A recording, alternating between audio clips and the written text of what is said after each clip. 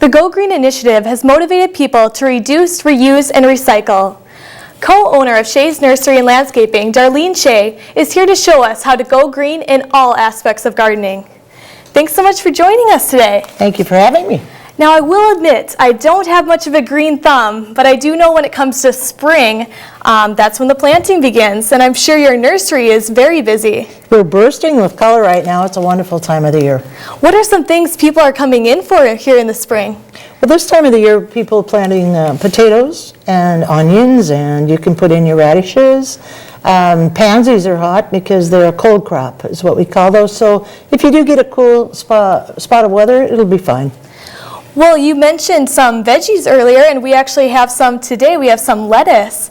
So what exactly are we doing today? Well, I've always struggled with trying to find a container that'll work around my umbrella on my patio table. And usually they're a two-part planter or they're too shallow, and they don't work very well. So I came up with the idea of using a Jello mold that gives you a little bit more depth, and then you can plant in here, and it always fits over your umbrella. Perfect. It has a hole right there just for the rod. Exactly, right through there. So the best part, the first thing you have to do is drill a hole. Okay. Put some holes in the bottom of it for drainage, and that will keep the plants from going sour. And what we do is we'll add some charcoal, and we use charcoal mainly because we want to make sure that we keep the soil from going sour. And it's very easy to do that it could go sour. Is charcoal the only material that you can use? Well, it's preferable because it's a small particles medium. You could also use some shattered pots or old plates, or you could use rock, small rock if you have it. So I thought we'd do today is I thought we would plant some lettuce. This is a great conversation starter anyway, because it's a Jello mold that's being repurposed, but to have lettuce in it, you could have a glass of wine and nosh on some lettuce all at the same time. So yeah, we are kind of using, a different container. We're using a Jello mold. This kind of is environmentally friendly. You mentioned repurposing. How does this contribute to that Go Green initiative? Well, we're trying to do, I think it's a national campaign really, is to reduce, reuse, and recycle. And this is one way where we could use something that we probably have around, or the thrift store is an excellent source for it. And it just gives you some other purpose. And the other thing that works, if you watch, is an angel food pan works very well, but you have to make sure that your hole is large enough for your umbrella holder. But this one's a nice conversation starter. As you can see, we've already planted one with some flowers, which, maybe you don't want any lettuce that day, you could have some flowers. So it doesn't really matter if you just plant lettuce. You can plant whatever you want. You can plant whatever you want in here. Pansies are wonderful. Impatiens, whatever flower you like would be perfect in here. All right. And then basically what you want to do is take your whatever plant you're using and take it out of the pot. You can see that the root system is quite developed, and always open the root system up, because if you do not, it continues to grow rectangle, much like the pot it came out of. And take some of the plant, take the soil off. You don't need all the soil.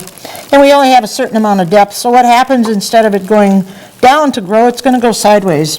Take and lay it in there just like that, and we'll add some dirt around it to hold it. So when adding lettuce to this Jello mold, how long will it produce in this container? This will produce all summer long. Okay, are there any tips to kind of keep it healthy, or is it? No, I just harvest once in a while, because if it gets too big, it goes to seed, and it's not a lot of fun. So you want to make sure that you have a salad every night, and you have plenty to eat. Yeah, you just pick it right off the table. And nothing says you can't put some flowers along with the lettuce. So it would be, that will give you some more color and things like that. Right. What are some of the challenges, in working with plants? Well, I think one of the biggest things most people do in our lives is we overwater. And we always say, well, I just can't grow that. And it's usually because we've watered it so much that we've not had a lot of luck with plants. So I think that's one of the first things. I often tell people, if you think it's dry, wait 2 more days. They're better off too dry, because they'll stand right up again when they get wet. Right, so, we have one example here. We planted lettuce in a Jello mold, right. But this table is filled with a bunch of different things. Maybe we could talk about a couple of these things. You have shoes over here. Right, well, the first thing I want to talk about is the chair that I made. And the chair, it's just an old chair that you find anywhere, and we took the seat off the chair, and then I spray painted it. There's great paints out there now for all sorts of colors and can do whatever you want. And then this one happens to just set a basket in. If I don't set a basket, I'll put window screening down in the seat, and then you plant right in the window screening. And nothing's better than Jody's little boots here that he outgrew the boots, so let's plant the boots and set those next to the chair on the step or in the back patio. What a great conversation. Yeah, a great way to repurpose it. Yes, and then I went to the thrift store one day and I thought, well, this is probably the funniest looking shoe I've ever seen, but there has to be something I can do. So I planted it with red impatiens, and I think they're pretty darn cute. So most of us have an old pair of shoes somewhere. I agree. That you can stuff full.